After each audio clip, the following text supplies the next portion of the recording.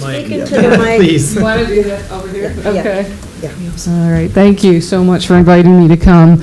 I've only been in my role as CEO of Community Action Partnership for Dutchess County for 6 months, following the CEO that retired after 25 years with the organization, Elizabeth Spira, who went by Liz Spira. I don't know if any of you knew her, but she was very involved in the community and really kept the ship afloat, and I hope to do the same, even though we have some very challenging times right now.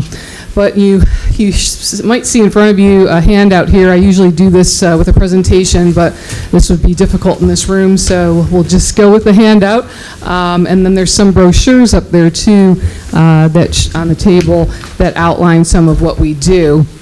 I don't know if you're aware that community action agencies have been around for 60 years.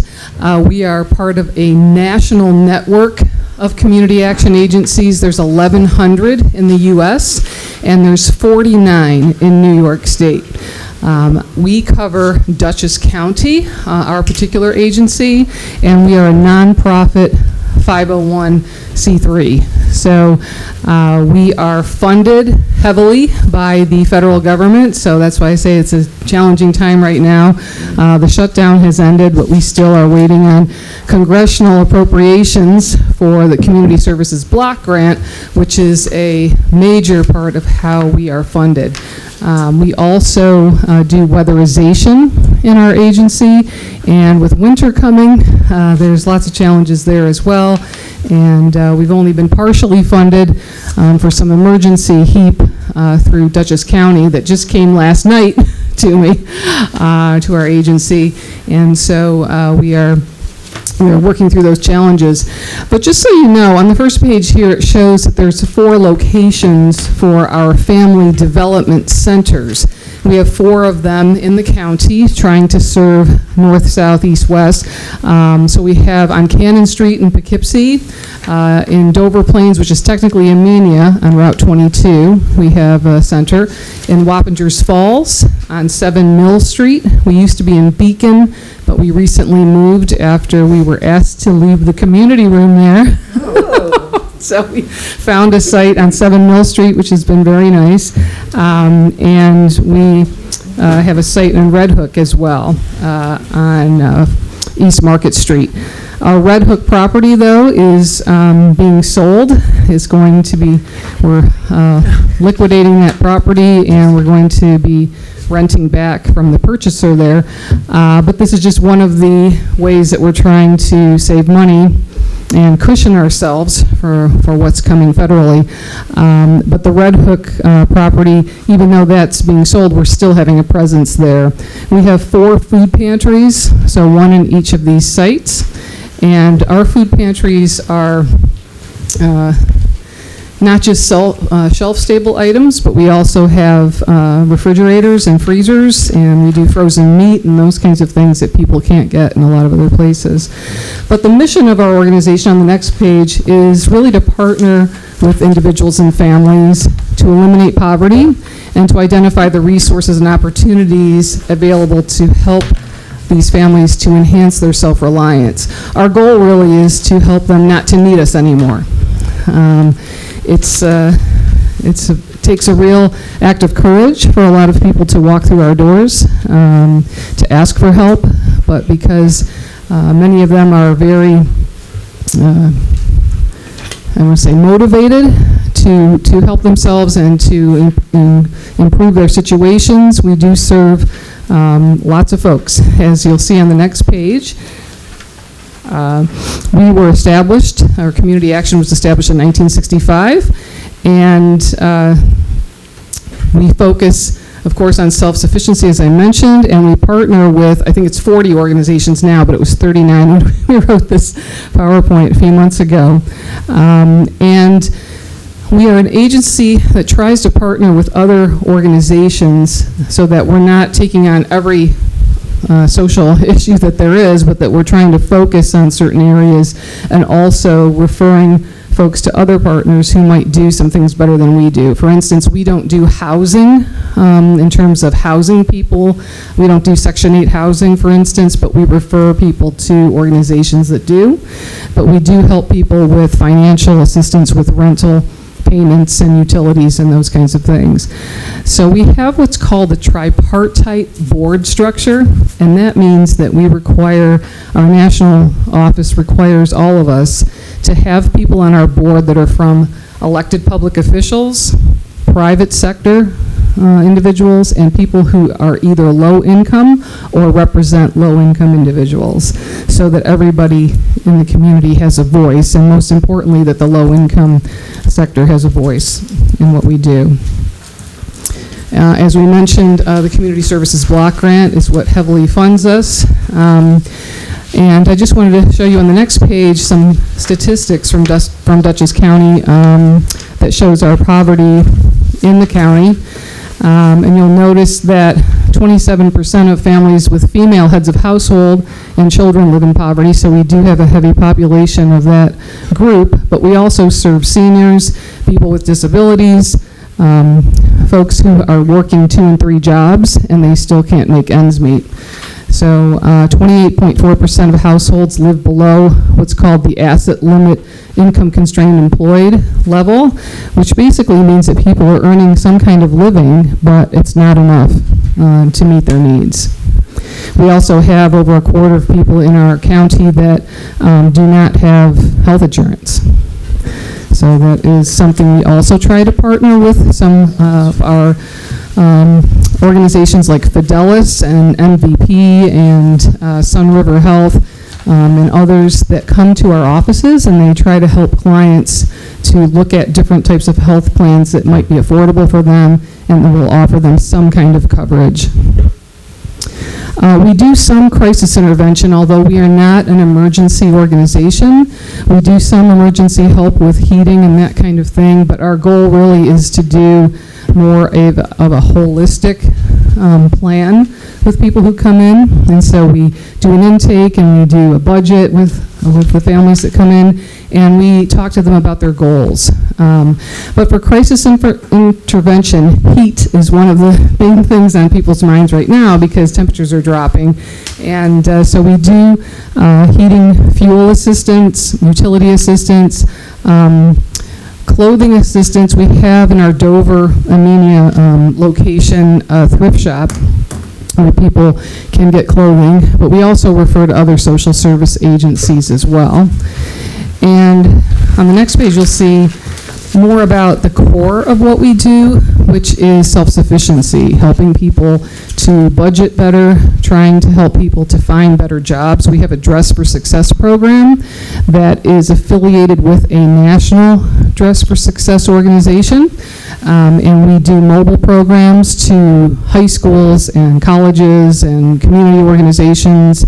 Grace Smith House has always been a partner of ours, where we're going out and helping women who are really struggling with a lot of different independence-related issues and trying to help them to gain the confidence they need to actually try to improve their financial situation.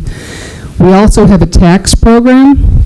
So we partner with AARP to do tax returns, and we did over 6,600 returns last year. 4,000 of them were in Dutchess County, and the others were in Putnam and Orange County.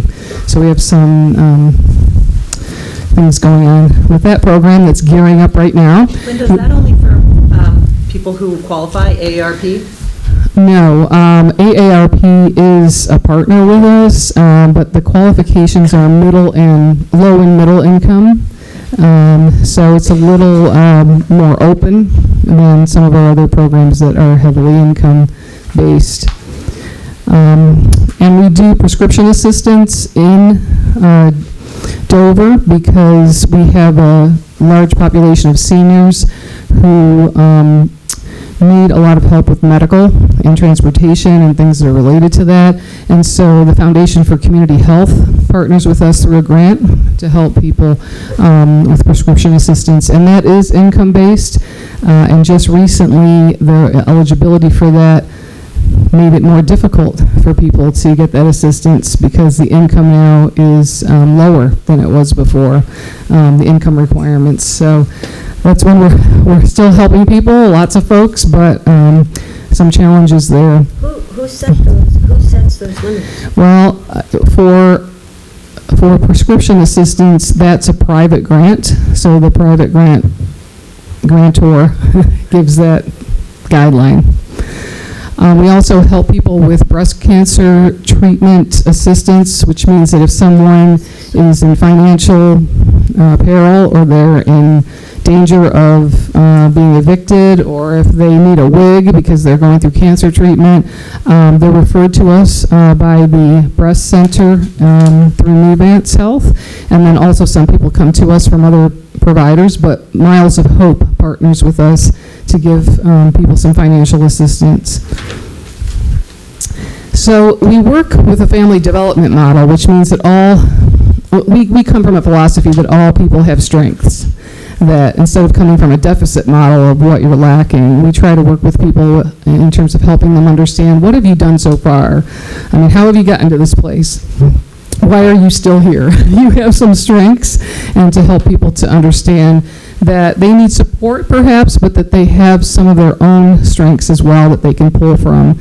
And we try to help them to meet some goals and to help them have a sense of control over what's happening, so that we're not telling them how to meet that goal, but they're coming up with their own plan as well as we coach them. And so we have examples of family goals that we work with people on. And when I say the family development model, there is an actual model that's been created. It's called the Family Development Credential. And CUNY has a program that you can go through, but there's lots of other colleges and universities that offer it. And most of our counselors are certified in that way.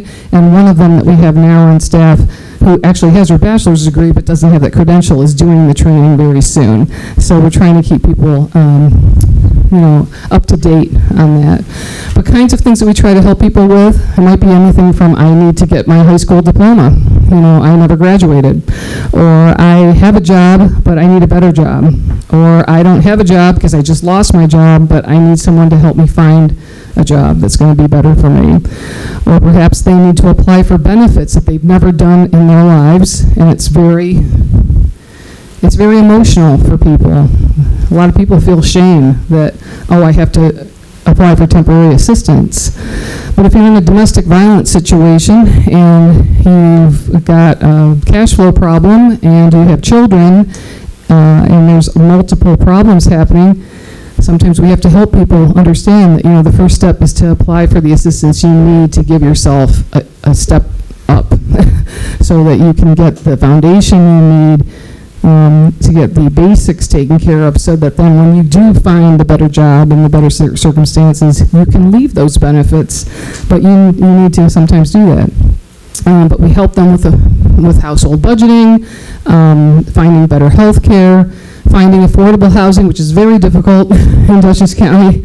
But we do our best to partner with organizations that can help people to find better situations. Some of the other pages on here are pictures, so never fear. This isn't a long presentation, but we do some family development at work. You see some folks at our food pantry. We help people with weatherization and tax programs. Our Dress for Success program is on the next page.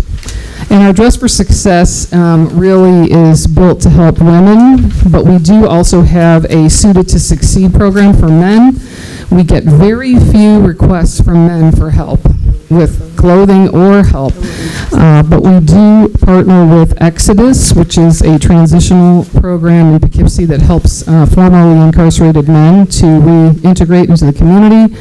And we do work with that organization to help men who are trying to find jobs or need clothing or need career assistance.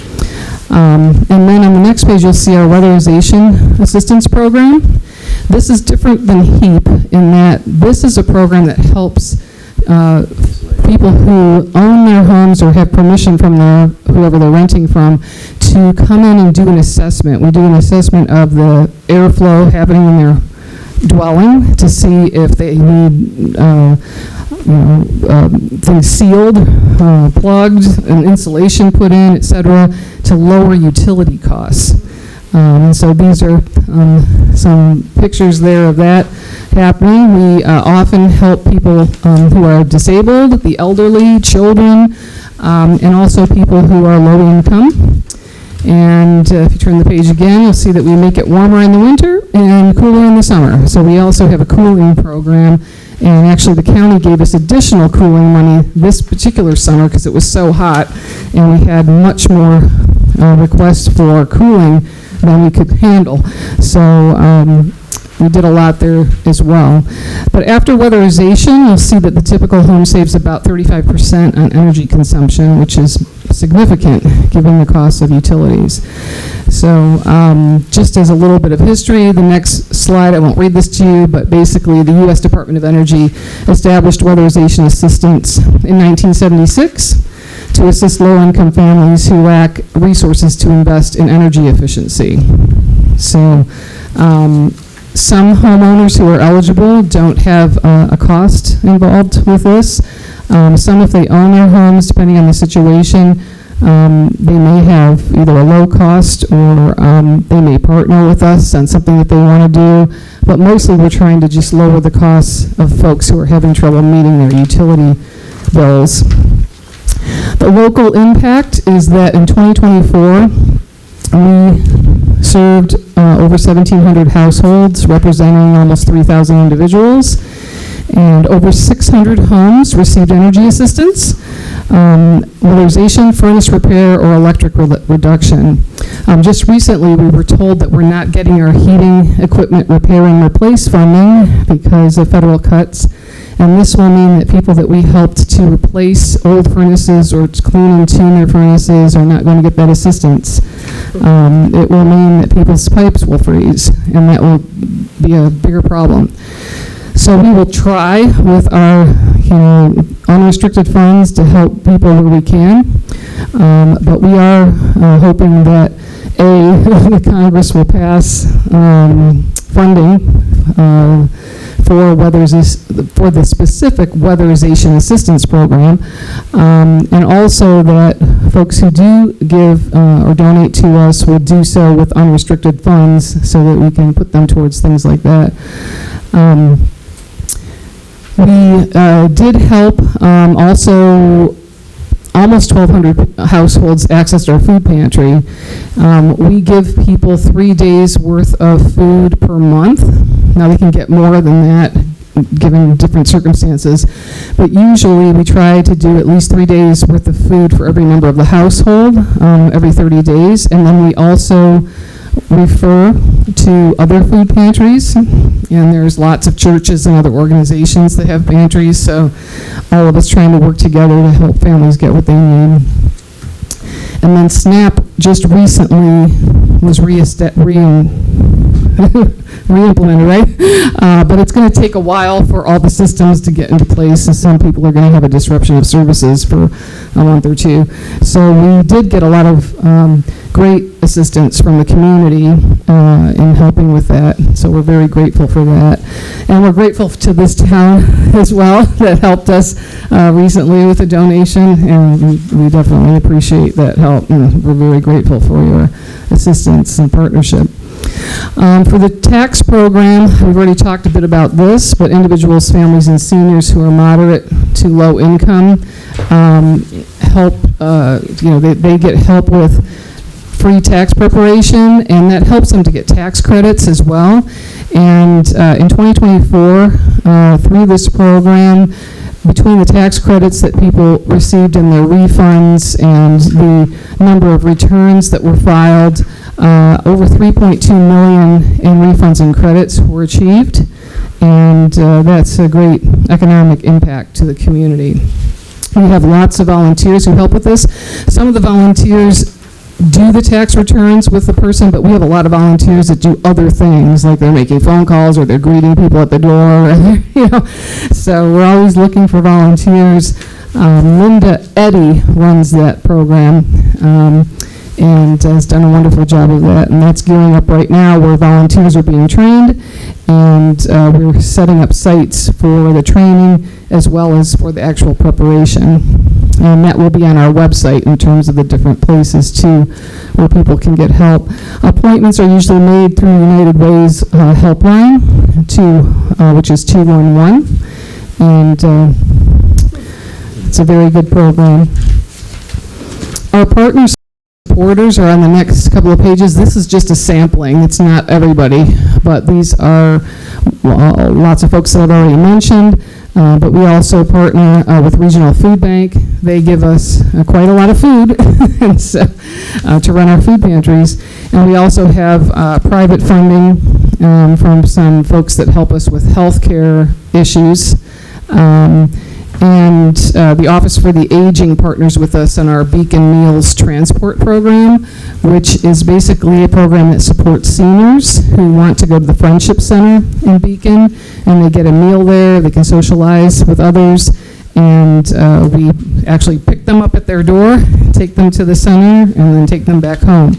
And the County Office for the Aging gives us a little bit of funding to help with that, and we have a driver who's a very dedicated man who works for us, that does the pickups and drop-offs, and lots of volunteers as well that work in the Friendship Center. And the next few pages are just some pictures of different volunteers and people who we serve. And at the end here, you'll see the contacts. I'm Linda Haas-Manley. Teresa Pino is our fearless CFO. I don't know how she sleeps through the night. And the rest of our management team there who run our different programs. In terms of the people in our community that are meeting one-on-one with people, on the last page you'll see our sites are at 77 Cannon, 7 Mill Street, Route 22 in Dover, and Market Street in Red Hook, and the folks, that's our first names of the frontline staff who have probably one of the hardest jobs in the world, meeting with people and trying to help them build confidence as they make major changes in their lives many times. And this is we have a website, we have our main line there, and the brochure also outlines some of the programs that we offer, and I'm happy to take any of your questions.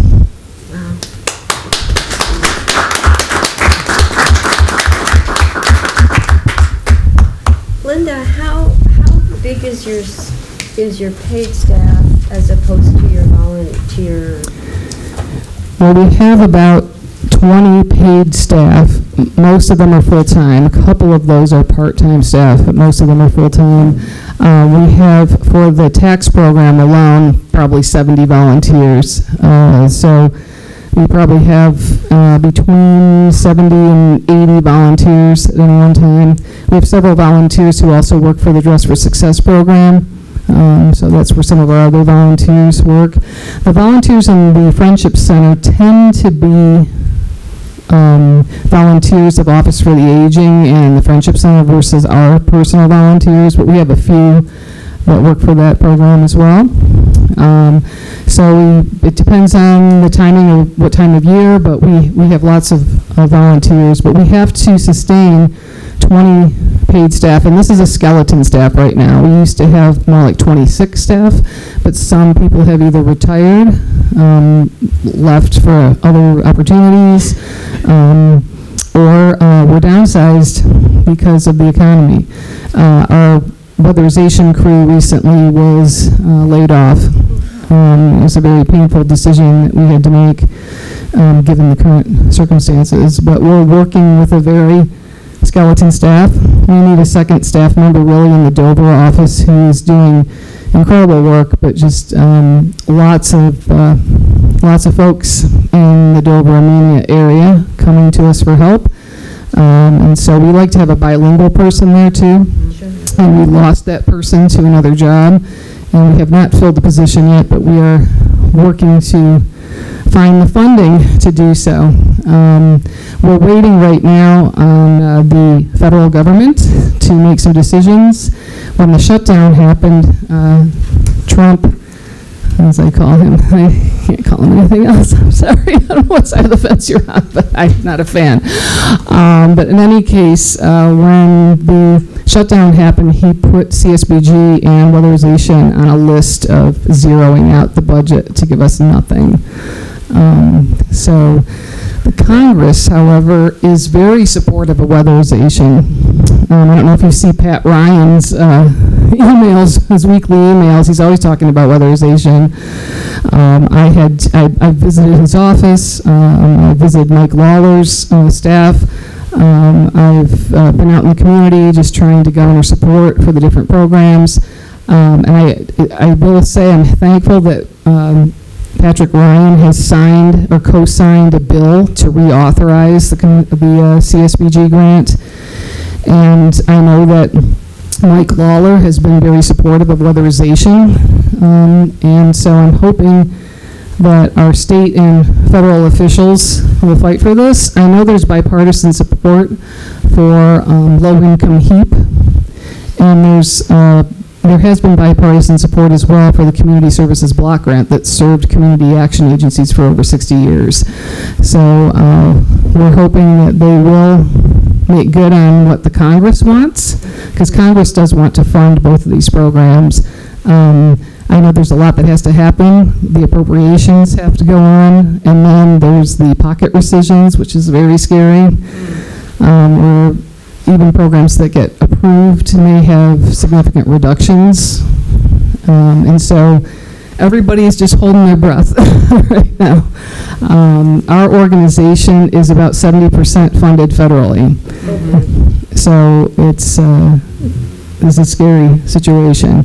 We have been told that some of our weatherization is coming from the state because Department of Energy and HEAP are separating now, the budget's separating those two items. And the reason for that is to help us get money faster, because once money is approved, the other hurdle has been that the release of the funds, which I know you probably preach to the choir here. You know, we're covering with our reserve money. We just recently had to go into our line of credit, which we haven't done in years. Just because we have to put out our own money and wait for reimbursement. But we are very uncertain about what those reimbursements are going to be, so we haven't been hiring staff. We've been trying to just work with what we have until we can see what's coming. I will say on a positive note that the Dutchess County Department of Children and Family Services, along with the county officials, just gave us some emergency funds for HEAP because those funds haven't been released from the state because they haven't been released at the federal level. Right. What's So HEAP is the heating program, heating assistance program. And so there's people on public assistance that may be able to get heating assistance because they're on the temporary assistance to needy families program. But there's a lot of people that don't qualify for that are between that and being able to pay their heating bill. And it's that group that usually qualifies for HEAP and often qualifies for SNAP. They're working. They usually have multiple people in their family that they're trying to support. And that heating money wasn't there. It was zero. so Sabrina Marzuka, who's the DCFS commissioner for Dutchess County, went to the legislature and asked for this funding, which we were just approved for. So breathe a sigh of relief there that we can at least do emergency fuel and heat for people for November and December is what we have right now. Great. Yeah. Jane. A couple of times in your presentation you lit tangentially upon the subject of transportation mostly for seniors. And one of those mentions was in the context of the Office for the Aging, and the other was in the context of pharmaceutical assistance. Could you just kind of either synthesize that or distinguish those two if they're two instead of? Yeah, our office doesn't provide transportation per se. We know that transportation is a major problem, especially in eastern Dutchess County. We try to partner with organizations that offer transportation. For instance, Miles of Hope has a whole program for transportation for cancer patients. I didn't know that either until I talked to Perry Farood, who runs the program. You know, if somebody's having difficulty getting to their appointment, they have some assistance there. We're able to sometimes either use petty cash or other funding from our agency if we know of somebody that's having a transportation problem, to get them a taxi or something to get to where they need to go. Sun River Health also partners with us to try to help to get people to their appointments. But in terms of transportation, I know the county has certain things like dial a ride, and you know, they're not perfect systems, the bus system, those kinds of things. But if we know a client is having some kind of transportation problem, we try to do things like give them gas cards if they have a car but they can't fill it with gas, you know, or they don't have a vehicle but they need a bus pass. Sometimes we have to, you know, give funding for that. But we don't have, like, our agency doesn't have like a transport program per se. We are working on a contract with Office for the Aging in Dutchess County to get seniors to the Friendship Center, because that's a specific program. You know, and they run, I think, almost every day of the week to go there. And so we help with that. But yes, I think transportation is a much bigger county problem. I don't know what the solution is, but we definitely have a bus system that is very slow. And in the eastern part of the county here, I know people have a real tough time. And things are very spread out here too, so it makes it even more difficult. Yep. So how can we help? I mean, financially, individually, we can help, and then Volunteers. One of the things you can do is call and write. I recommend calling, and it can be a very short call to your Congress people, Senate, local, you know, the Dutchess County legislative reps, your... right here. It's in the room. Chris, we're all right to you. Yeah, that's right. See you. Ding, ding, ding. Yeah. Calling and telling them to support CSBG is that is the funding source for community action agencies, but it's the Community Services Block Grant. Supporting that and supporting, it's called WAP, but Weatherization Assistance Program, and Low Income HEAP, HEAP. Those three things: Weatherization Assistance Program, Community Services Block Grant, okay, and the low income, or LI, they know what it means, LI HEAP. We need Congress to push the president to sign after they appropriate the money. Okay, so we need that support. If that is the biggest thing you can do, is to tell your neighbors too, everybody you know, to call and tell the government to support these programs. Because without them, we're going to see a lot more social problems and all the things that nobody wants in their community, like crime. When people get desperate, they often can do desperate things, not because that's who they are as a person, but they're in a circumstance that drives them to bad decisions. We can channel that energy in a much more positive way.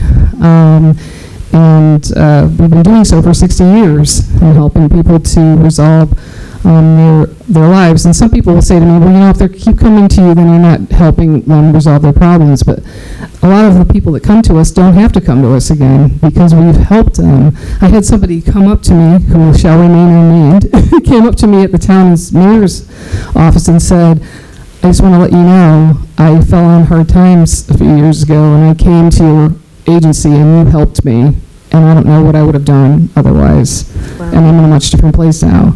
And we hear those kinds of stories all the time, that, it took me a while to get myself on my feet, but you didn't give up on me. You stuck with me, and it wasn't just a hit and run kind of service. You helped me in like several different ways.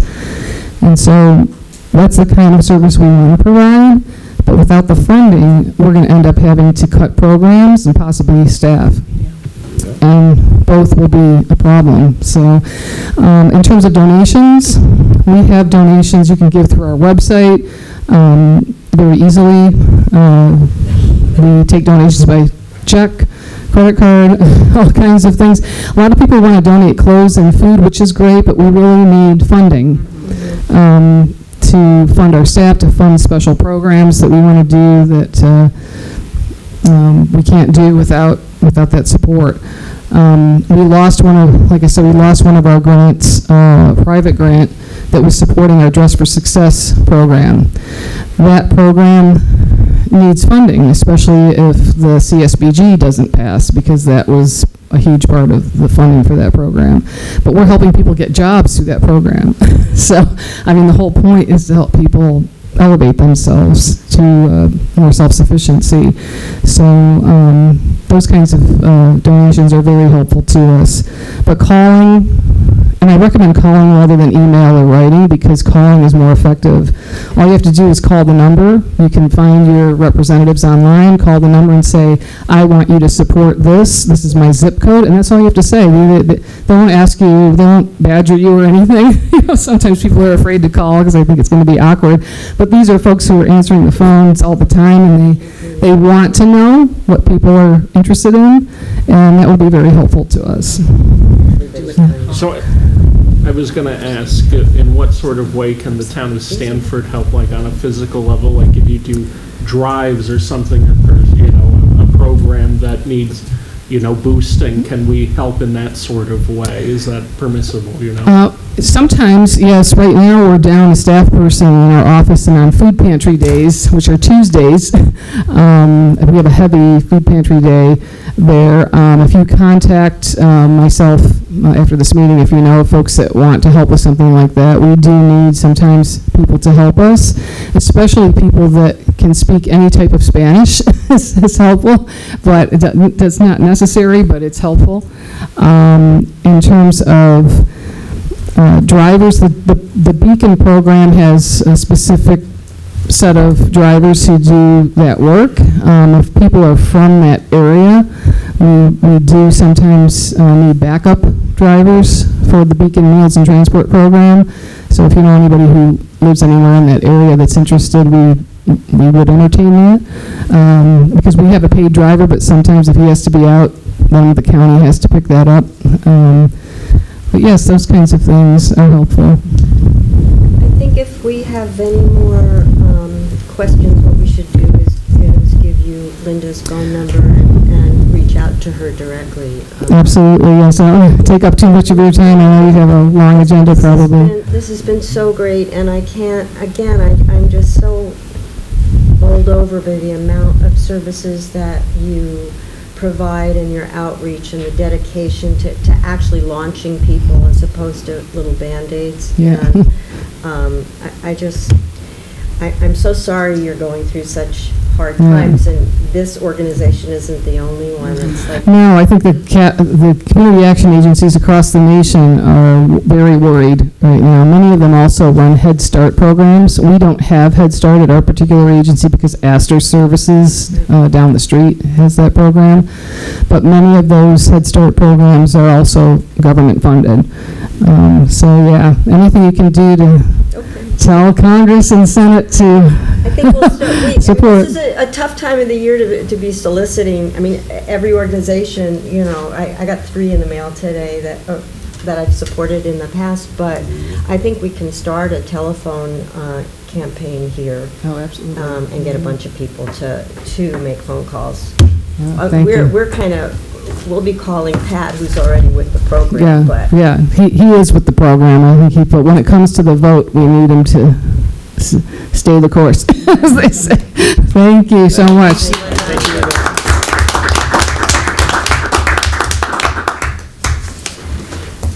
Okay, where are we? Liaison reports. Liaison reports. Okay. Okay, so we'll have our liaison. Chris, do you want to make a report? Great, yeah. Okay.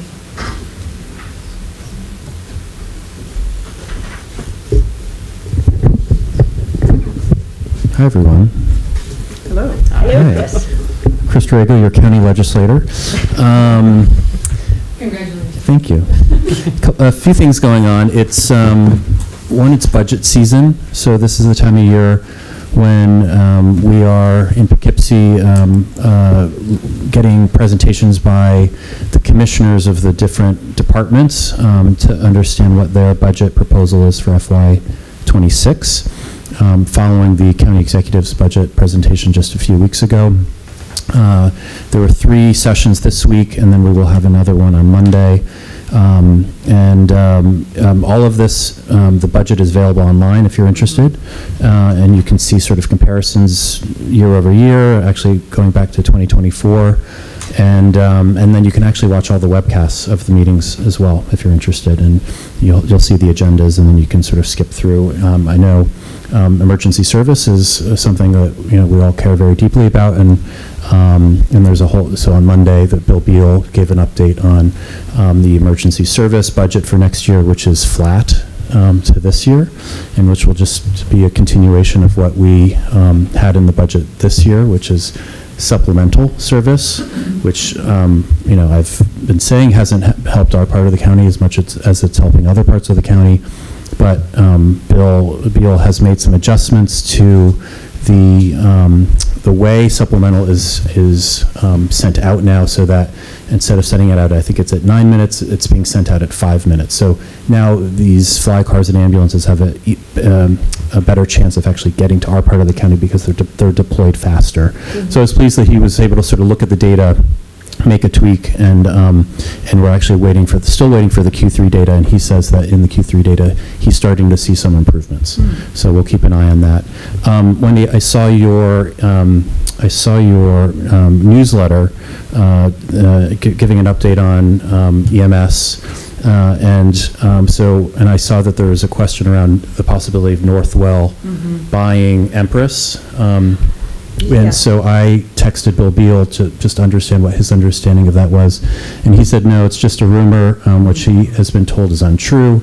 We met with Northwell last week and are meeting with Empress tomorrow. I will confirm. We weren't told that Northwell was going to be buying Empress. What we had heard was that Northwell has launched one ambulance in Dutchess that is only doing hospital-to-hospital transport, but that in the future, that's a business model that they're looking closely at. So it wasn't about if Empress was going to be eaten up. It was, are they thinking, and they will, that in time, in 2 years, will they be actually doing ambulance service here? And part of their model seems to be not to be charging the towns exorbitant like we're paying right now. Interesting. So we'll see if it happens. But it wasn't that Empress was Got it. Yeah. I think I heard that from someone else then. Yeah. So we'll keep an eye on that, and if I hear anything new, I'll let you know. And if I hear anything new. Please do. We were just talking about transportation, and so I was showing Jane, if you go to the Dutchess County website, go to for the Office for the Aging section, there's a section on transportation for older adults. And in here, there's a list of a number of resources available to seniors, including the Northeast Community Center, which has a program that you can access. So certainly take a look there. But this is an area where I would like to do a lot more. I've actually been talking to Via Ride Sharing about a possible program where they could come in and do ride sharing in our part of the county. They're actually doing a program in Northern Putnam. It takes funding. We're not close to doing that quite yet, but it's something that's on my radar. I should also just say that maybe you've heard that the early learning program at the Northeast Community Center, it's been announced, unfortunately, will be closing in a few weeks, which will be impacting 10 to 12 families and 6 to 7 people who actually work there. Closing because of funding challenges that's starting at the federal level, that trickle down to the state level, that come down to the county level. So it's a multi-pronged issue, as well as a private funding gap that it's just a very expensive program to run. Very hard decision for the board to have made. I've been in touch with the board, with the executive director, was able to get a meeting between her and Dee Dee Barrett's office on Monday, and her and Michelle Hinchy's office yesterday. So they're all trying to see what can be done. Some midterm solutions could be there's a program at Weepatuck School that maybe could be expanded at some point to accommodate more people, or children and younger children.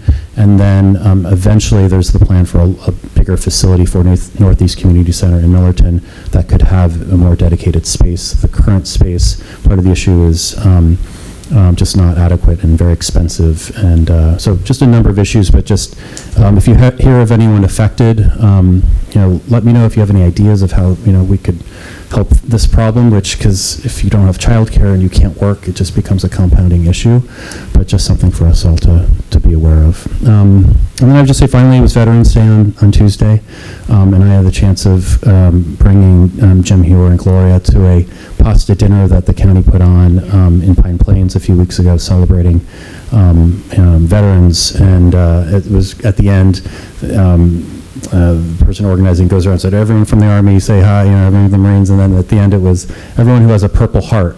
That was Jim. And it was Jim, Jim being the last surviving Purple Heart recipient in the town of Stanford, and I think there were 8 at one point.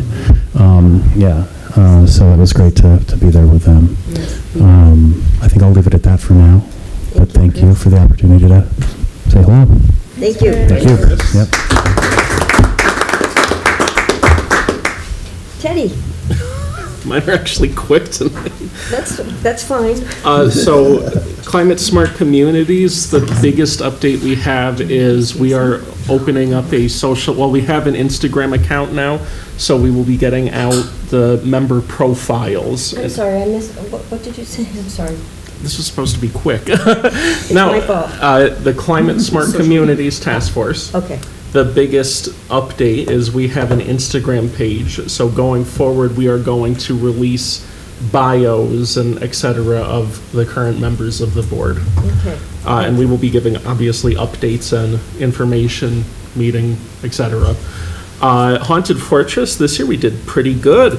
Winterization is done. I just got to put some stuff in the highway department temperature controlled room, so then it'll be actually done for the year. We made about $17,000, which is a little less than last year, but that's totally cool. Like, it's not really about the money in my eyes. It's really about how fun it is. I like dressing up like a stupid pirate. It's awesome. And so that's really all. We're going to have a meeting in December is our next meeting. The last meeting that was had was really just what happened this year. How do you improve going forward? That's not a whole lot. So we're doing pretty good. And the major stuff, major additions, et cetera, that we've been discussing for years, so that'll come with time. Last night was the Zoning Board of Appeals meeting. So next month, there will be a public hearing for a front yard variance at 81 Sisters Hill Road. And there were 3 public hearings last night. One for 1106 Dual Road, one for 313 Jameson Hill Road, and one for 1315 Bull's Head Road, which is Bentley Farm. And Tom Angel, I didn't expect to give a history lesson about Bentley Farm, and it was probably the most amazing thing I've heard, from that podium over there. And then after about 20 minutes, I snapped back in and I said, wait a second, we're at a public hearing. But it was actually really incredible. And those 3 variances were granted. So hopefully in the future, those people enjoy their property updates. So Sisters Hill, the public hearing is going to be December. Yes. Okay, thank you. And that is the only public hearing for next month. Okay. Eric? The planning board met on October 29th. There were 2 public hearings. The first one was for a minor subdivision at 369-377 Pugsley Hill Road in Stanfordville. This is a 2-lot subdivision. The planning board took action and approved the minor subdivision at this property. The second public hearing was for the site approval plan for Burdick Park at Route 82 and Huns Lake Road. The town board has to do a Secor review, which we're going to be doing tonight before the planning board can approve the site plan approval. Then the next meeting is going to be next Wednesday, November 19th. It's a week early because of Thanksgiving. Oh, so we'll approve that, and then they can go ahead and get their site plan review. That's correct. They're on the Signed up. agenda already for November 19th, for next week. Great. Yep. Nathan? The Recreation Committee met last night. I was unable to attend, but I met with Sarah and Lauren virtually to make sure I covered up on some things I wanted to talk about. So this Saturday, excuse me, from 3 to 4:30 is the Mini Makers Market. So this is nearly 40 vendors of the small stature who have made jewelry, handmade gifts, food, ornaments, trading cards, 3D printed items, cutting boards, crochets, a lot of stuff. So they will all be accepting cash.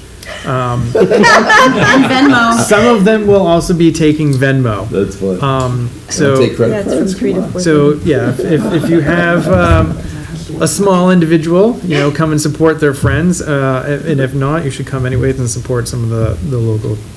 And it's happening in the gym. Yes, it's happening here, and it's actually happening in multiple rooms here because they have so many people. So they have a whole map laid out. So when you come, you can go Adorable. see where all the different goodies are. Do we have social media posts to share yet, or? Well, Yes, There's a yeah. flyer. there's a flyer. Mhm. It was in the newsletter that went out. Yep. So yeah, they're not having a meeting next month. That's another thing. And then there's another thing to promote, which is before the next meeting. So on Tuesday, December 9th, there's craft night for younger individuals as well. It's $10 per person, and they're going to be making ornamental birdhouses for the holidays. So and what's the age limit? I don't think there was one, so you So can grown-ups participate. can Yeah, if you want to come, you can. It's okay. They'll allow you. I said youthful. I didn't say youth and age. Okay, well, there you go. And they're starting the I don't know if everyone remembers the Recipe for Kids programs that they did I think they did Oh, 4 yeah. nights last year. So that will be starting up again in January, and Lauren got grant money for that. Yeah, and she got more grant money than she thought she got, because Yeah. they raised it from $5,000 to, I think, 8 or something crazy. So that's fun. I know one of my children really enjoyed the March one last year. That's great. That's it. That's it? Yep. Julia? So Wendy attended the CAC meeting in my stead, so she'll provide the update on the Conservation Advisory Committee. The Stanford Rec campaign met last night. We received from the state our $274,000 reimbursement. It only took a year and a half or two. It took about a year, but it's great, we got it, it's in the bank. It's in the bank. So that is in an interest-bearing account with the town. So we have right now, with leftover grant money from Michelle Hinchy's office, about $285,000. So there is going to be a mobilization to start to kick off the landscaping phase of the rec campaign, which will be very similar, but we expect it actually to be more popular than the playground, because I think we have a lot of people that are into landscaping and horticulture and feel, and obviously we have some small businesses in town that have expressed interest in donating to the effort as well. So that'll be a combination of fundraising, donations in terms of services and goods and labor eventually, as well as some money from our New York Class account to put a several phase project in the ground, literally. So the first phase will probably be in early spring of next year, which some initial planting of trees around the waterway and the installation of the shade structures which were purchased in September. So we already have, I'm really pleased to say that we have volunteer labor and services to dig those holes for the There we go footers. again. No more holes. For the footers, for the trees, and for the concrete to go in with the footers for the shade structures. Those are going to be permanent shade structures in the sense that we have fan sails that are going to go on top. They'll be removed in the winter, stored at the highway department, and then reinstalled during the summer months to provide more permanent shade. We did have to take down a very mature tree, unfortunately, at the waterfront this year. I was told it was close to 200 years old that died as a result of the gypsy moths. Yeah. Spongy moths. Spongy moths. PC Sorry. name. And then I'm told that another one has to come down next year. Yep. So it's good time. Okay, thanks, Jude. So that's good timing. So we'll have a committee that will be formed, and then again, very similar to the playground, where we are mobilizing around volunteer labor, donations, fundraising, and then eventually a community effort sometime in the spring to install that stuff. So another fun way to get involved. I just wanted to ask about irrigation for the trees. Mm-hmm. Will the highway department do that, or will we wait, because for those trees to grow, they have to be watered a lot? That's a good point. I think that's something that we've been talking about, is the ongoing maintenance, and little trees, they are not as resilient as more mature trees, and the more mature trees are more expensive. So there will likely be we have not talked about the highway department. That's not funded for next year for them to do it. So that will be something that we'll have to do via donations or volunteer, or something of that nature. So that's where we're going to start small. The landscaping plan, I think, had something like 100 trees in it in total for the entire rec. So we're going to start with 12 or 13. And that seems like a manageable amount that we can maintain. And we'd love your expertise. So, yeah. We love your water. Yeah, we'd love your watering can. I think, what they call feeder hoses? I have a lot of extra Yeah. hoses.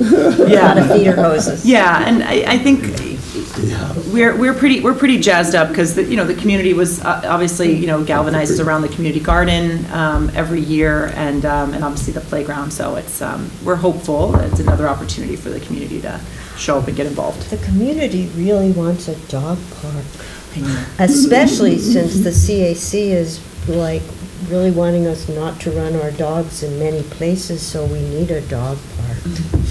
I'm going to start a dog park foundation. Do it. We'll take all of the foundation money. Okay, we just have to. Do we have a place for a dog park? We do have an earmarked spot for it, but it's part of that multi-phase project. But there will be. We're getting a committee together. We have 8 people that are interested in driving this effort. So I'm super excited. That's great. And that's it from the rec campaign. The other thing is the water quality committee. We are taking interested committee members. We are meeting every third Wednesday of the month at 5 p.m. We are still in a little bit of a phase where we're doing sort of high-level discovery, question, problem definition internally. We start to work officially with Cornell Cooperative. We have a small scope of work with them for 6 months next year, where they will be helping us develop a lot of the discovery work associated with what exactly do we want to find out with the Water Quality Committee. And we have interested committee members that will be named in the new year in January. So that is moving along, and there's tons of resources at the state level. So it's a project that we want to go intentionally and, very, in a smart way to ensure that we have all the information available to us in terms of what resources are available at the state level and the funding level before we open up a can of worms that we really can't manage. And we want to make sure that it's something that the community and crowdsource as much as possible in terms of community feedback and what questions the community has. So we're just starting sort of that process on what are the questions we want to ask the community, how do we want to receive that information, very similar to like the rec campaign several years ago. And there was a lot of we didn't know what we didn't know. And so we're looking to make that a very intentional multi-year process. Okay. Thank you. My report, I better put my glasses on for my report. Our finances are in excellent shape. We have a few budget modification resolutions, but they're very minor line item adjustments. Our revenues are looking spot on, and I'm really relieved to say it looks like both our sales tax and mortgage tax goals are going to be met. And those are always the scariest to set revenue in the budget for, because it's certainly something we have absolutely no control over. But it looks like we're going to be spot on. We also see overages on several revenue lines, including the town clerk fees are way up. Woo! And say that every year. No, it's not. Well, shh. Rita needs All those to- dog licenses. Yeah. No, it's We're lots trying. of stuff, yep. Also, the court fees, Dennis Buchall is just, he's a money machine. Taking no prisoners. He's taking no visitors. Don't do speed in this town. Don't speed in the town. Also, but the only bad news, well, is that the interest rates are definitely on the decline, and our New York class accounts, which at the height were earning 6% a month, are now earning 3.8%. So we're definitely going to see a decline in the interest levels, which has been unfortunate because it's been really wonderful booster for us. Okay, so the CAC met on October 15th. I sat in. The Winnicke preserves were discussed, and there was conversation about creating potential partnerships between landowners and hunters concerning deer populations, how you control that responsibly. We are going to name the new preserve that is being established on Route 82. The name is still being percolated. There was an orchard up there, so orchard will be in the name. There's been an ongoing trail cleanup crew, all volunteer at Audubon's Buttercup Sanctuary. It's really a blast. They meet on, I think, every other Monday, but they had a Saturday session for those of us who are still working on Mondays. And it was just lovely. We were out there, we had giant clippers, loppers, whatever they were. We were hauling brush, and we worked from, I think, 9:30 to 12. We were all sweaty and stinky, but we made beautiful progress, and we were cutting down invasives, so we can make room for the natives, and it was really a great experience. So if you don't have loppers, they will provide them, but I would urge you to join in when you can. I met with fire commissioners October 21st. They're investigating purchasing a command vehicle for the fire chief. We seem to be one of the only towns that doesn't have such a vehicle. They desperately need a new air conditioning system for the firehouse, especially the kitchen, where people just could die from heat stroke in the summer when they're busy cooking for all of us. And I'd really like to figure out a way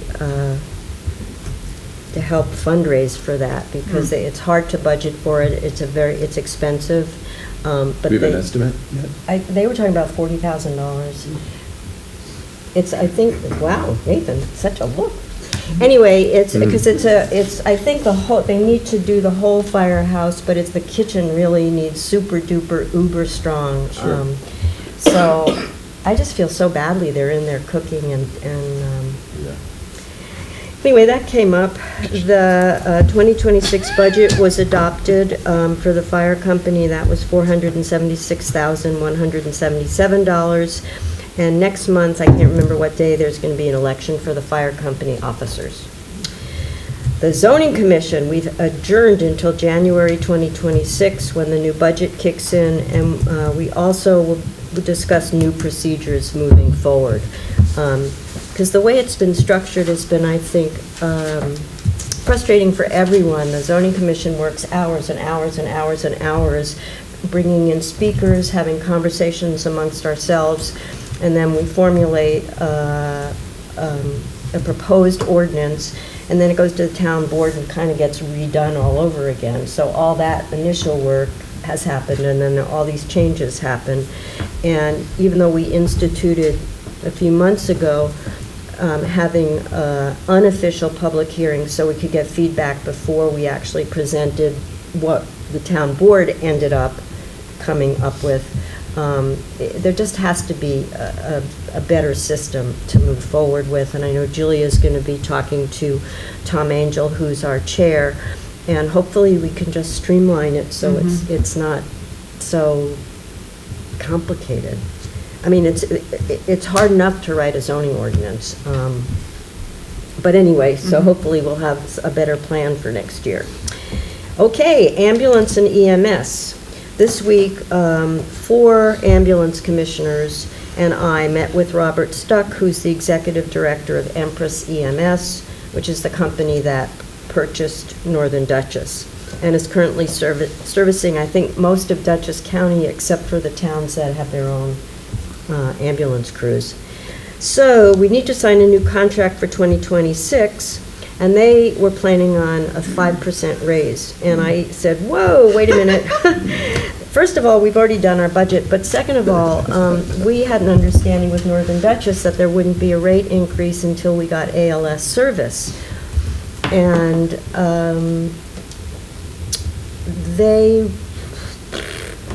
we ended up doing some negotiating, and we're going to have a 2.5% raise instead of the 5% raise. They were not willing to simply roll with it. But they do have some creative ideas moving forward about streamlining what ambulance goes out where for what kind of call. We have basic life support, but sometimes a phone call will be made for ALS, where ALS is needed, and then 2 ambulances show up. It's not terribly efficient right now, the way that they're responding. And also they had this term which was kind of icky, but they were calling it frequent flyers, and those are people who call if they fall or if they have a headache, or if they're people who maybe they don't have doctors, but so they call the ambulance a lot of times. And they're working on a program, and I can't remember what it's called, but where they actually are in some towns instituting more like home care, like somebody will go to the house and assist, as opposed to loading somebody into an ambulance and all that money and all that time, and it's just for something that could be treated locally. So he's working, this Robert Stuck, who's been, I guess he was an EMS for a long time, and now he's management, but he really is, and he's very data-driven, but trying to find efficiencies. My big hope actually is that this thing happens with Northwell in the fullness of time, and I have no idea if it will, but if they actually do start going into the business of providing ambulances in Dutchess, I think there'll be an amazing cost savings for all of us, all the towns. So, but that, we're just blessed because we've gotten the $2 million. Fairy EMS mother. We have a fairy godmother, right? So we have to be patient and wait and see. It's not going to be solved overnight, but I have faith that down the road there will be better solutions than we have now. And this isn't just obviously Stanfordville, it's countywide, statewide, nationwide. I hope that's all I have to say. Yes. So with that, privilege of the floor is open. If anyone has anything to say, please come up, and never mind. Does anyone want to come up this time? Okay, I'll close privilege of the floor. We'll speed talk our way through the rest of this meeting because it's gotten really long. Okay, Nathan. Yep. The transfer station fees Yes. are going up. So, yeah. Well, I'm going to contextualize it for folks a little bit. So, Please. I don't know if it was either last year or the year before, we did increase some of the bag fees. And I had a couple of conversations with Gary at the transfer station to discuss, Gary Kosh, as far as what we wanted to do this year. And so some of it is tied to what the town is having to pay. So we're getting an increase in charge from Welsh as far as what our costs are for running a transfer station and taking off the material. He and I are empathetic to the community, and we both decided that the recommendation that we wanted to bring to the board was not to increase any of the bag fees this year, but due to the nature of we are seeing an increase from Welsh, we thought that the reasonable thing to do, which will feel less like a permanent hit, is an increase in the permits. So what I would like to recommend the board consider is a $5 permit increase for both permits. So that will bring residents to $20 for an annual permit and non-residents to $50. So should we make a motion and do that? Yeah, so I'm making a motion that board accept these $5 per permit increment increases for 2026. Second. Okay. All in favor? Aye. Okay. Recreation? Yes, so Lauren and the committee did a pretty extensive review. They've been reviewing a lot of the fees that recreation departments across the county actually charge in other towns, beyond just what their day rates are, but also the event space, if you will. So the outdoor pavilion gets used quite a bit for a lot of stuff, and it gets booked out fast. So they're trying to keep things accessible, but also on par with what's happening in the area, because we're also seeing a lot of non-residents use that facility. So, and then there were they also looked at some of the passes that were being distributed last year. In some cases, there was there was one permit or one pass being issued. So it doesn't make sense to continue to provide that as an option. So this year, what they would like to do is essentially see a $10 rate increase across the board. So what that would do is for a season residential individual rate, it would increase from 30 to 40. For a resident family, it will increase from 50 to 60. For a Pine Plain School District family rate, it will increase from 100 to 110. And for non-resident family, it will increase from 200 to 210. The day rate will be $5 for residents, and $8 for a non-resident. And the couple rate will be eliminated from the memberships because that was the one that they only had one of, so it didn't make sense. And they can just use the resident family rate for that. So there's effectively 6 rate changes. There's 4 for the season rates, $10 increment increases, and then there's the day rates are being standardized to resident and non-resident for 5 and 8. So I make a motion to make those dollar increment changes for the rec fees for 2026. Second. Does anybody want to talk about it? I just have a question. Do we have an understanding of what the overall revenues would look like based on that change? Yes. It was, they were discussing some of these changes prior to the budget numbers. Okay. So they knew that they were going to have some increases here. I think they actually under-increased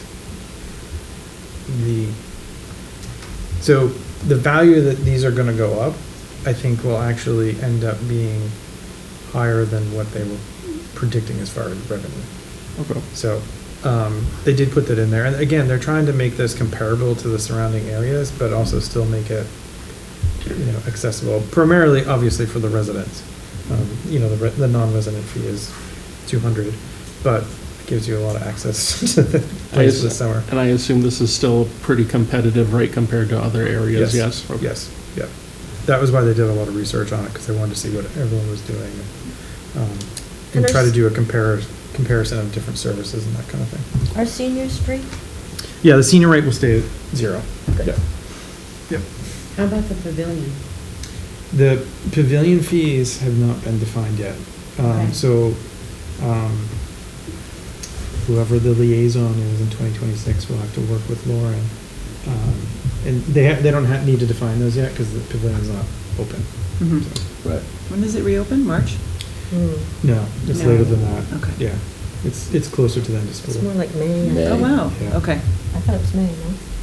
Well, June. yeah, June? it's June timeframe. All in favor? Aye.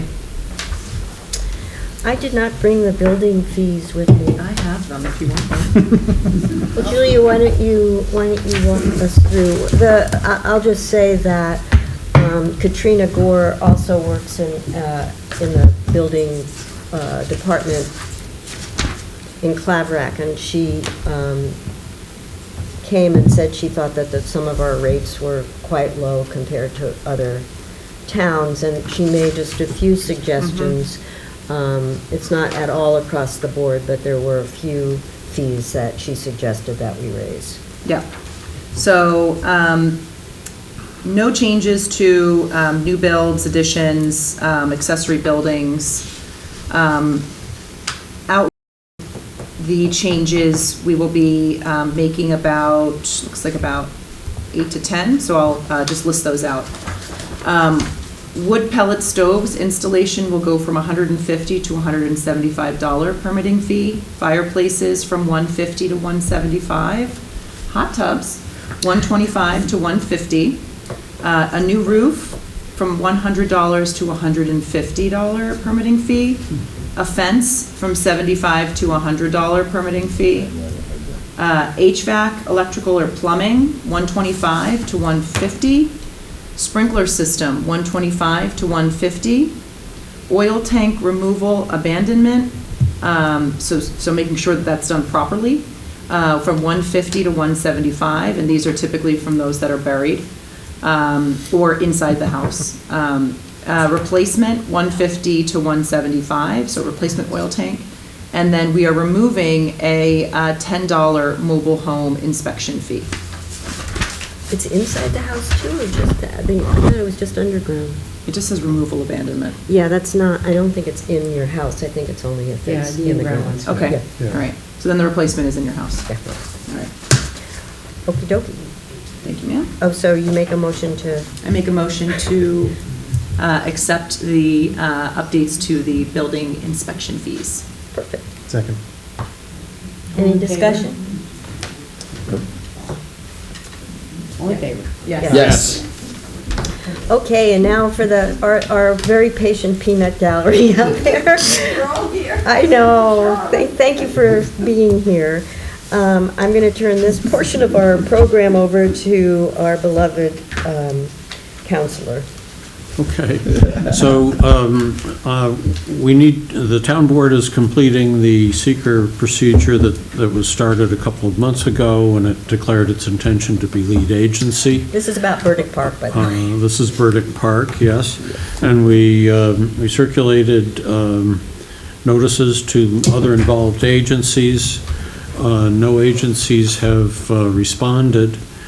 And more than 30 days have elapsed, so the town board is now at liberty to make its decision on this. I'm going to send down to the board members copies of the form for Part 2 of the environmental impact statement. This is where you look at various aspects of the project and whether it creates impacts on things like whether there are conflicts with zoning or land use planning. 2 is regarding intensity of use of land, whether it affects the quality of the neighborhood, whether it has impacts on CEAs, whether it has traffic impacts, whether it affects the increase in the use of energy, or fails to incorporate energy conservation, water supplies, wastewater, quality of historic, archaeological, or architectural resources,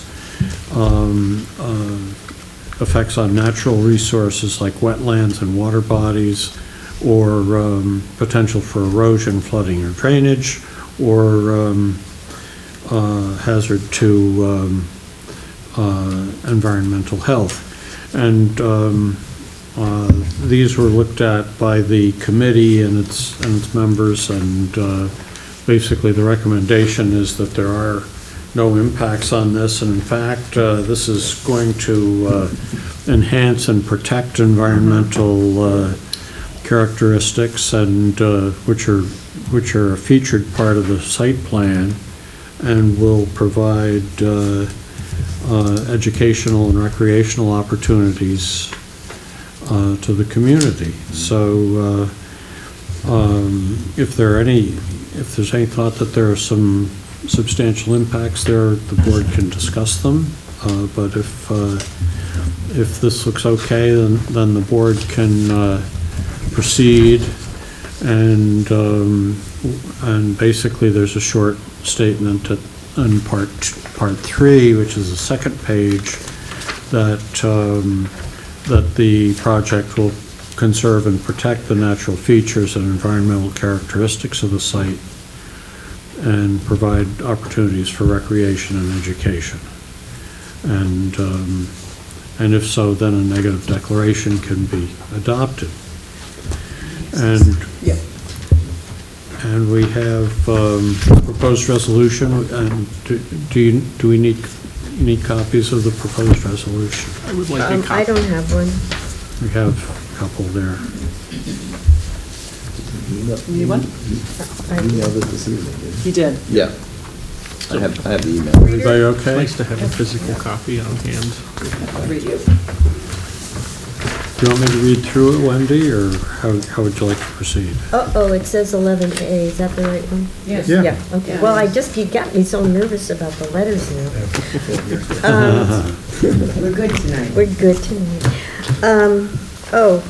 Did you ask if I wanted you to read this? Do you want me to read it, or how would you like to proceed? Considering that we've been here for 2 days now, would it be okay if we say that there's a copy of this resolution of secret determination for the development of Burdick Park in Rita's office? Is that an okay That would thing be to fine. do? Yeah. Can be annexed to it'll be annexed to the minutes. Yes, It will be right in the. part of the minutes. Yeah. But we do need, I am going to make this resolution 11A of 2025 for secret determination for the development of Burdick Park, and I do need a second. I'll second it. Okay. We need a roll call, so it'll be Yeah. Wendy Burton, Yes. Judy Dakota. Yes. Eric Haynes, Yes. Dave McGurchu, Yes. Tracy Clark. Yes. Thank you.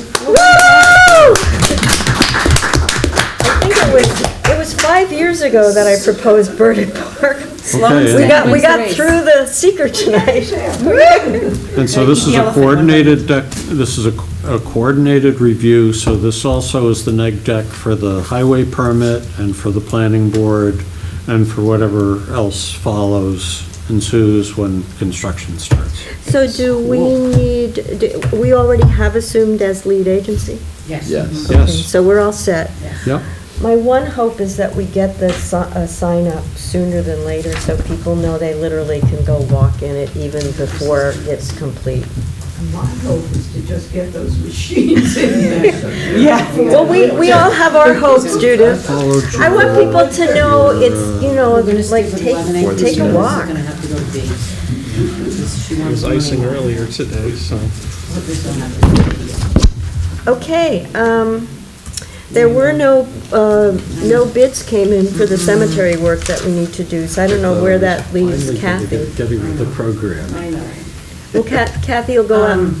Rita, We just have to go back a minute to number 6. Yeah. Because you wrote that capital project resolution, which now will be number 11B. oh, for heaven's They're sakes, all off by Bob. one. I just followed the agenda. I mean, All this right, all is- right, all right. So everything just changed? Everything's going to go Yeah. down one letter, yep. Yep. So this is going to be 11B. Oh, Can't we just change one of, no, I guess we can't. no, you can't. All right, so then the next one's 11C, and then the next D one's and 11D, Yeah. and then the last one is 11E. Okay, fine. It's a good thing you asked that question earlier, Wendy. I thought I did ask that, and I thought it was asked and answered, like all your letters are fine. Not tonight. Apparently not tonight. So Okay. you've got this one about the Historical Society, you got this one? 11B? Yeah. Yeah, I'm Oh, gonna do I screwed that. up. No, that, No, you didn't, you're fine. Okay, what I was gonna say was, No, there were no, Come see. Sorry. No, here, this is there were no cemetery work bids, so I guess Kathy's. Capital project. I know, I have it. Okay.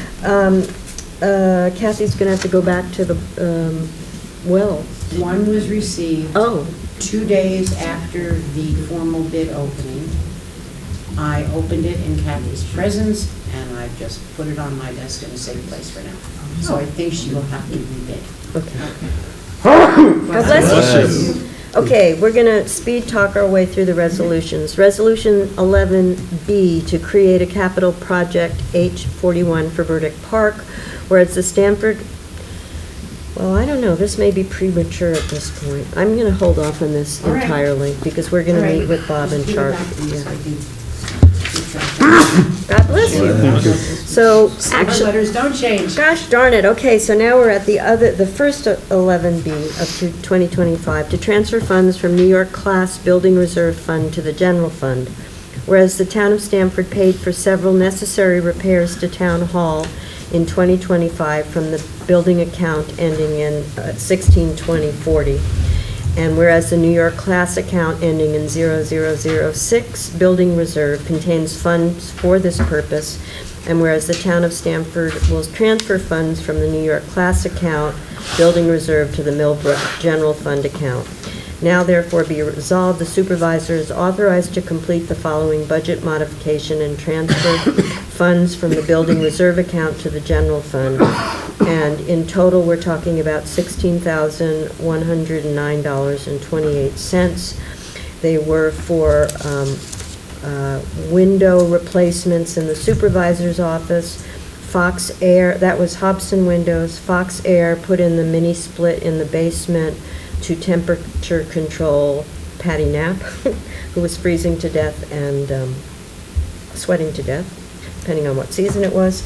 And then Bettini Fuel put in the new mini split in the community room. Great. I'll second it. Thank you. Wendy Burton, Yes. Julia Dakota, Yes. Eric Hames, Yes. Nathan Virtue, Yes. Betty Secor. Yes. Resolution 11, no, this is 11C. Correct. This is a budget modification. Nathan, do you want to read this?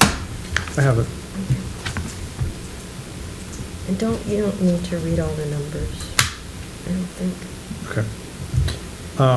Whereas the town of Stanford has expenditures for the adopted 2025 general fund budget lines that will exceed the amounts of funds available in these certain budget lines, and whereas the general fund has funds available on other lines, it needs to transfer such funds to provide the expenditures. Now therefore it be resolved that the town of Stanford Town Board hereby amends and transfers from and to budget lines listed below for the fiscal year 2025. And so there is approximately, let's see, 1, 2, 3, 4, 5, 6, 7 different budget modification lines. In totality, it's $8,498.04. And it's basically just a budget modification to balance things out. Make a motion to accept the resolution. I second it. Wendy Burton, Yes. Judy Dakota, Yes. Eric Haynes, Yes. Nathan Virtue, Yes. Lacy Corp. Yes. You're jumping around, too. Yeah, that's my fault. Now we're on That's okay. C, right? No, that was We're on C. D. We're on D. Now we're in D, which we thought was going to become E, but it's still D. This is a budget modification for the highway fund budget. Sorry. We're almost done. No, we're not almost done.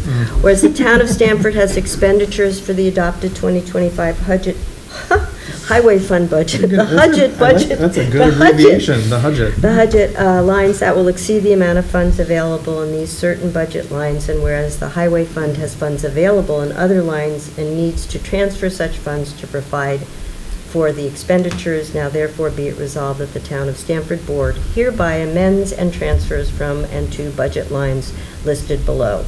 And that was a grand total of, it's two different items that total $2,500. Second. Thank you. Lee Burton, Yes. Judy Dakota, Yes. Eric Haynes, Yes. Nathan Virtue, Yes. Lacy Corp. Yes. Number 8, I make a motion that the town board accept the highway materials bids for 2026. Second. Oh, my God. Ridiculous. That was Wendy Second. and Nathan. Nathan. Oh, Nathan, sorry.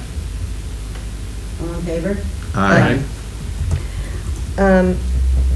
We got a letter informing us that Coyote Flacco has indeed finally been able to apply for their liquor license. We all thought this was happening months and months and months ago, but there were a lot of other legal hoops they had to jump through. And that took a lot of time, so now they're finally at the liquor license stage, which we believe will be expedited by the state. At least we all are praying that that happens, so we can start drinking margaritas again. I also signed a county agreement for certain planning and zoning matters, which just meant that they modified the list of things that have to be sent down to county planning for approval. And we have that list now. I am not going to talk about number 11. But Eric, would you please give an update on short-term rentals? Yes, we've been making good progress. So far to date, 10 permits have been applied for, and 7 so far have been approved. The others are in process.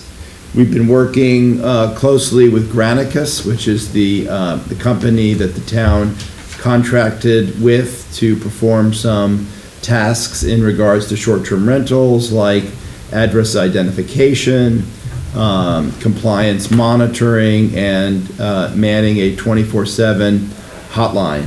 We've been having bi-weekly calls with them, and bi-monthly, I should say, not bi-weekly. We're getting close with the address identification. That should be done, I think, by next week. They have drafts of our compliance monitoring letters. One is a welcome/notification letter, and then we have 2 letters for first notification that you're not in compliance, and then a second notification that you're not in compliance. All 3 letters will contain the permit application. The permit application is also available on the website. Town hall staff and a couple of the board members will be starting training online with Granicus University to learn how to use their website. Highly accredited. Which will be done in the next couple weeks. So we should be in good shape. All short-term rentals will need a permit with the town of Stanford effective January 1, 2026. And I'd like to thank Jane for working on those letters. Yes, she did a great For job. us. Thank you, Jane. Thanks, Jane. You're welcome. Okay, Nathan, Pine Plains Central School District? Yeah, this won't be short. Uh-oh. So I apologize now. This is both for the community and the board. So I believe it was last month, Superintendent Dr. Tim came in to discuss the foundation aid $4 million short gap that the district was going to see. Part of his communication out to the community involved meeting with several town boards, including ours, which is where he came in. Spoke about, he had a pretty canned presentation looking at some statistical data from the last 2 decades and various ways that, they're looking at this. They've continued to explore other ways to make up for that $4 million gap. Last night was the first of 2 public forums that are being hosted within the schools.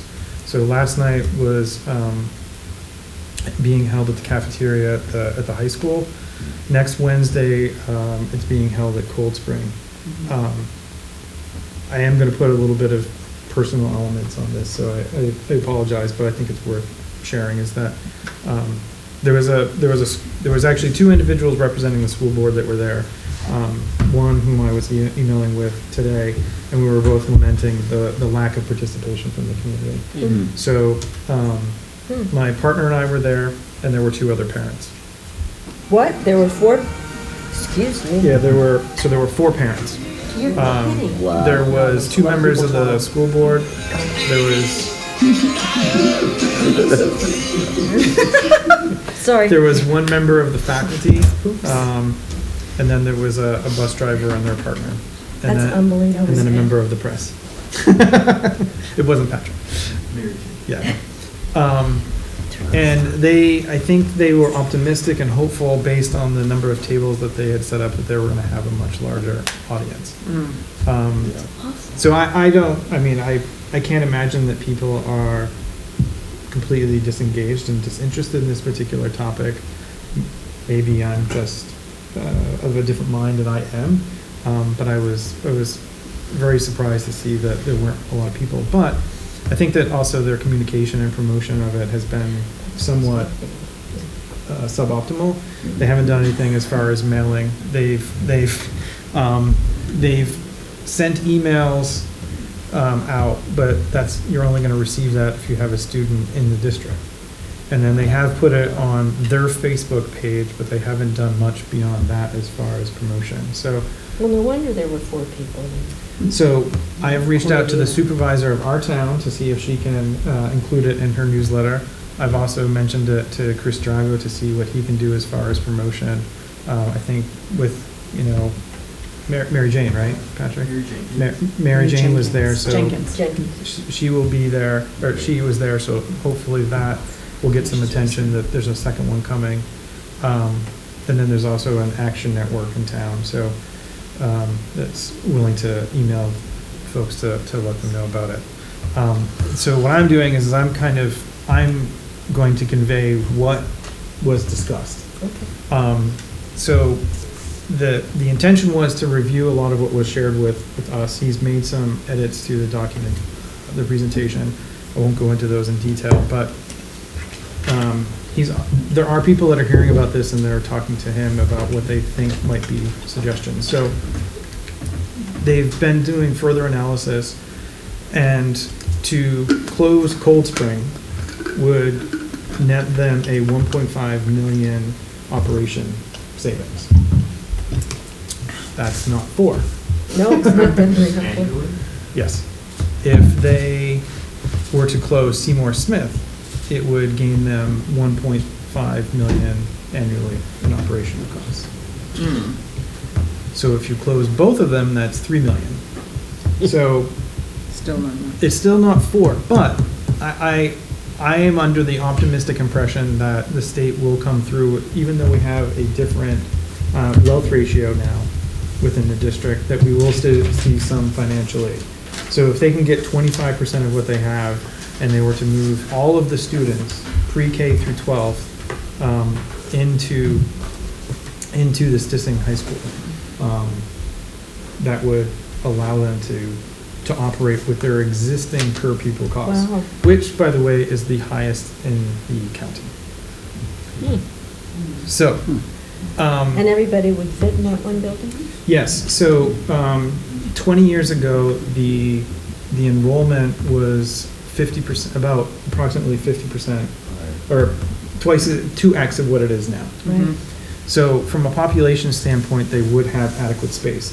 Now, they would have to go and retrofit the facilities because they need to modify the facilities to accommodate pre-K through first, because they are small stature individuals and cannot access the facilities. And so they would have to do some retrofitting for some of that. They would also have to do a little bit of retrofitting to accommodate divisions of age groups.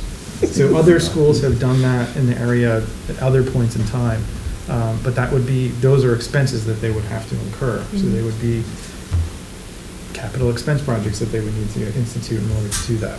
But could they get income from the buildings that they would be shuttering?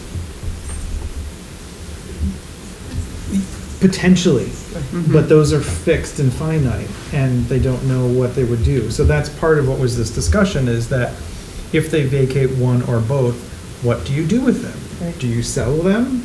Do you maintain them and then rent them? If you do that, then you are going to end up incurring maintenance costs. It won't be the 1.5 million per se, but there might be other costs that you have to do, because then you're essentially a landlord. And so there were discussions about that and how something like that may make sense for a facility like Cold Spring, because it has a lot of real estate and it has the potential to expand out and up. Whereas Seymour it's kind of done. The only way you could go up the only way you could scale is to go up, and a lot of folks were like, that's not a building you want to scale. It's nearly 100 years old. It was built in 1932. So, I'm telling people this because I'm trying to encourage people to show up and talk about this, because it doesn't just impact parents. It could impact everyone, because the only other way that you can accommodate these expenses, if you can't do it from all of these shuffling of real estate and facilities, and doing what is called right sizing in this document, which I'll read in a second. Right sizing is corporate speak for layoffs. Oh, okay. So 80% of their budget is salary and benefits. 80%? Yeah. Does that include retirement? That Yeah. includes retirement. Yeah, pensions. Yeah, so that's another thing that's going to impact our community, Health insurance. because there's a lot of people in our community that are educators in that system. But yeah, the only other lever they have is tax increases, which would further distance us as far as the per pupil cost in the county. Did they talk about, because I was just in NYSERDA training the last 3 days, did they talk about any clean energy projects? Because they get 60% of any projects, like solar fields that are like, and I know they're kicking it around in Pine Plains. That could be something that they could do at Cold Spring if they were to close it. No, I mean, But- did they talk about, If, whatever buildings they continue to maintain from an no, education it's not standpoint, or- buildings, it's, if clean energy projects get approved and installed in the district, they get 60% of what's called a pilot agreement, payment in lieu of taxes. Which could be It didn't come up. 60% of, Yeah, it didn't come up. It didn't come the up. pilots are kind But- of stinky. But as far as the tax increase, It needs to be mega. they were estimating 20 to 25%, Oh my God, there'll be blood in the streets. which we did quick math and it was School tax. Yeah, it was like, for every 500,000 on your assessed value. assessed value, Yeah. it's $1,000 a year increase. So, go ahead. Can I just ask a question? Yeah. What could you do with the Cold Spring School? It's not zoned for commercial. What do you do with a building like that? How are you going to go up in that area? They could go out because they have a lot of But land, for but what? Oh, they were talking, I mean, this is all way I'm down sorry, the road. it makes no sense It to could me. be a senior facility, it could be, Workforce housing, it could be office Okay, space. yeah. Sorry. a town No, hall. there's some stuff. That's what this building used to be. It used to be a school.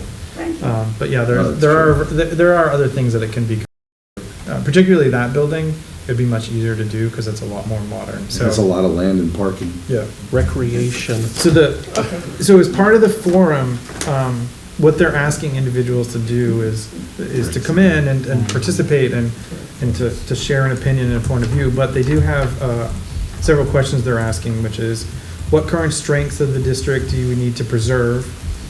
What current weaknesses could we positively impact? How do you think looking at the school buildings themselves, how do you think the district could best lower its cost? That's a So- loaded Why don't you just tell me? question. Good luck with that. The district is 140 square miles and must maintain a bus fleet to serve it. What busing concerns would you address during this right sizing? And are there any concerns or other ideas about the future readiness for them to consider, which is essentially an open-ended question. So the next forum is Wednesday, November 19th. Next week. Yeah, 5:30 to 7:30 Okay. at the Cold Spring Auditorium. Okay. So that's right in town. So, I've Okay, already got we'll Sarah get the word Knickerbocker out. telling the moms. Okay. Good. And so she was already planning to attend, but, yeah, I just wanted to give the community and the board an update on that. No, I think that's great, and Thank it's you. important. I'm just kind of shocked at the lack of attendance, but it sounds like they told 4 people, they whispered to 4 people we're having a meeting, so. Whisper. I'd like to make a motion to approve the minutes of October 9th, the regular meeting. Second, Second. Oh. sorry. That was me taking my word back. All in favor? Aye. And the minutes for a special meeting, that very short meeting we had on October 22nd. The budget meeting. Second. Ah, jinx. I gave it to you too. All in favor? Come to the. Aye. Yeah. What if you gave a public hearing and nobody came? I'd like to make a motion to approve abstract number 11 for November. The general fund spent $55,274.62. The highway fund had another big month, $89,307.01. Escrow was $1,905. Ambulance was the same, $62,500. Bengal Lights was $1,042.07, and the capital fund was $4,000, which was for Saratoga. I would second it. Thank you very much. All in favor? Aye. Aye. Nathan, a very quick review Yeah, of what's this happening will, on this will, Route this will be, 82. this will be a much more fun and short one. So, for anyone that's been here before, and I've talked about it, Chris isn't here and I would have thanked him, but I've had a lot of attention on Route 82 as far as driving on it. I don't even know what it was. It's been a 2-year endeavor. But, Chris came out, we met with the DOT. I think that was actually last year at this point, I but think so too. Yeah, last year. there's been a lot of county folks involved as well. Good news is that the pressure worked. The state is investing $2.3 million in basically going towards Route 82 from Troop K in Pleasant Valley to Sisters Hill, and they're going to redo the entirety of that 6-mile stretch. So, and that's happening next year. So that's exciting. That's terrific, Nathan. We need it. That was it. Thank you, that's Yep. really great news. I have something also concerning Route 82, but as you know, we got turned down by the regional office of the New York DOT to lower the speed going through town because we hadn't had enough deaths or accidents. So I contacted Dee Dee Barrett and Michelle Hinchy, and I actually wrote to the Commissioner of New York State's Department of Transportation, and we now have a meeting scheduled, amazing. not with the Commissioner, but with the regional office on November 20th, and we'll see what comes of that. I may just lie down in the road and get ready. Don't say that. Oh, there goes Wendy. Happy retirement. Statistics. Like, how many do you need? You know what, Pine Plains has a lower speed limit in their town. They all True. do. So, Stacy, it's so crazy. Nobody has 40 miles an hour except Yep. for us. Not in the downtown. Is it because they have a They have crosswalk? Is there No, oh, it's it's because before of you- sidewalks? No, but it's before you get there, like when you get Yeah, there. right, right. Right, When by you- Stewart's. there's nothing there. Not a fit, I mean. No, it's No one crazy. stops for it. For what? The crosswalk. By the I know, post that's where I office. almost got smushed by this I- very large Every time I truck. cross it, I purposely like only step out like a little bit. Why don't they have They don't blinking care. lights on that one? They should. Oh, blinking lights in Stanford? Blood in the streets again. Yeah. Well, For the people crossing. Right, Who knows? They don't want to do Solar powered. anything. right. Yeah. I think, well, I don't know. I think somebody short might take things into their own hands at some point. Okay, second privilege of the floor. Would anybody like to speak? No? Okay. Then I guess I make a motion to adjourn this meeting, and thank you all for your patience, truly. Second. I'll second. Thank you. All in favor? Aye. Bye.